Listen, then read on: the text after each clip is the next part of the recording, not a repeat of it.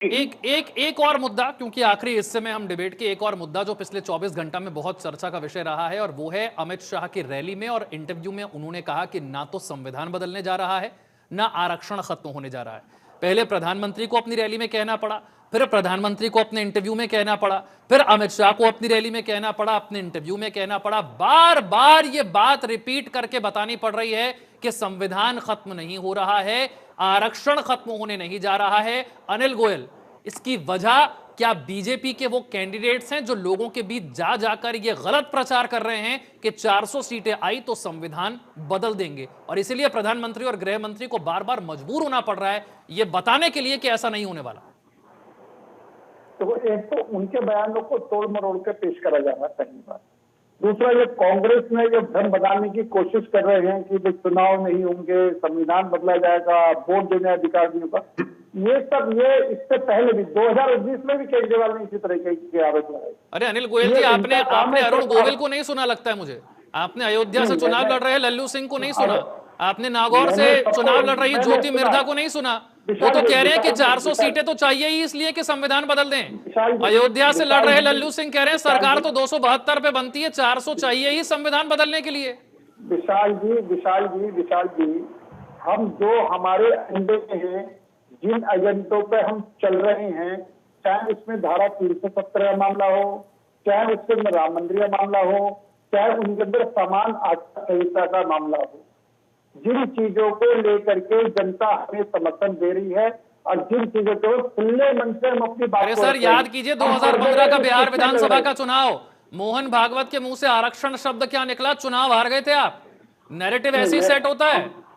मैं आऊंगा आपके पास, संदीप मिश्रा। बीजेपी कह रही है भाई आप भ्रम फैला रहे हैं कि संविधान खत्म हो जाएगा, आरक्षण खत्म हो जाएगा। प्रधानमंत्री गृह मंत्री हर मंच से तो कह चुके कि ना संविधान बदल रहा है ना आरक्षण खत्म हो रहा है। कांग्रेस ही झूठ फैलाई जा रही है।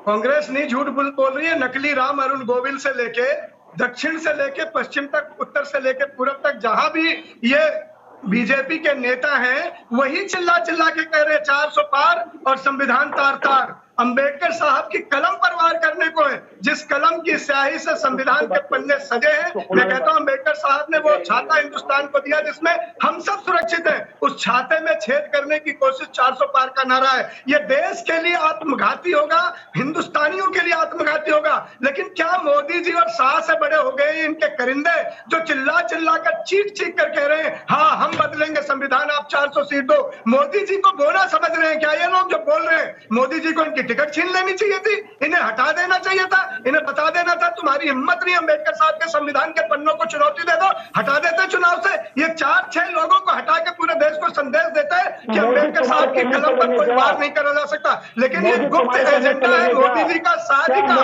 उसी पर ये काम कर रहे हैं और ये सिर्फ जनता की नब्ज टटोलने की कोशिश कर रहे हैं इनके माध्यम से। चाहे वो ज्योति मिर्धा हो, लल्लू सिंह हो या कोई भी हो, मोदी का मुखौटा उतार दिया है अरुण गोविल ने, मोदी का मुखौटा उतार दिया ज्योति मिर्धा ने, मोदी का मुखौटा उतार कर फेंक दिया लोगों ने।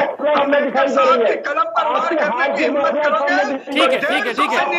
ठीक है, मैं दिनेश जी के पास जाऊं उससे पहले सुनील कौशिक भाई, मुखौटा उतर रहा है क्या?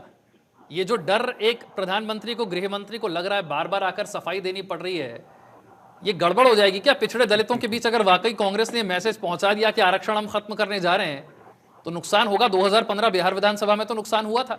ऐसा नहीं है कि ऐसे एक एक बयान नुकसान नहीं करते, नुकसान तो कर देते हैं। एक बार आपके मुंह से कोई शब्द निकला और वो कब वायरल हो गया पता थोड़ी ना चलता है। देखो, इस संविधान में बदलाव तो होना आवश्यक है। आरक्षण खत्म करने वाला मुद्दा बड़ा है। संविधान में आरक्षण वाला मुद्दा मैं वही कह रहा हूं, संविधान में बदलाव क्यों नहीं होना चाहिए।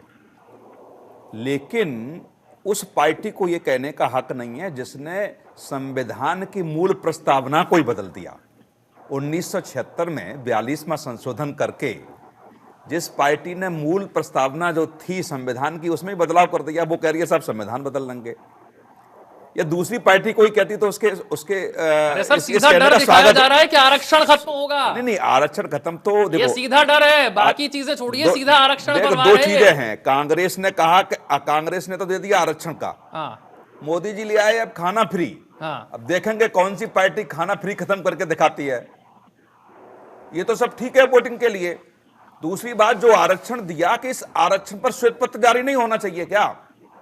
कि आखिर में कब तक आरक्षण चलेगा और इस आरक्षण से फायदा क्या हुआ। नहीं, ये तो बीजेपी भी बोलने को तैयार नहीं है। नहीं, बीजेपी मैं ये तो कोई पार्टी हिम्मत नहीं कर सकती ना। मैं तो हर पार्टी के लिए कह रहा हूं, मैं बीजेपी और कांग्रेस दोनों के प्रवक्ता वरिष्ठ बैठे हुए, मैं दोनों से कह रहा हूं, कोई नहीं बोल सकता, क्या किसी में क्या हिम्मत इस नहीं है। बात का श्वेत पत्र नहीं आना चाहिए कि आरक्षण कब तक चलेगा और आरक्षण का फायदा क्या है। अभी आपने देखा ना, एक आयोग बना और आयोग में ओबीसी को लेकर के क्या देखा आपने, एक रिपोर्ट पढ़ ले, सारे नेताओं की पोल खुल जाएगी उसमें, जो लोग सत्ता में रहे हैं, मुट्ठी भर जातियां पूरा फायदा लेती रही, और तमाम ऐसे एग्जाम्पल हैं अभी भी कि दादा दादा का बेटा, बेटा बेटा का बेटा, इस सब आरक्षण के लाभ ही लेंगे।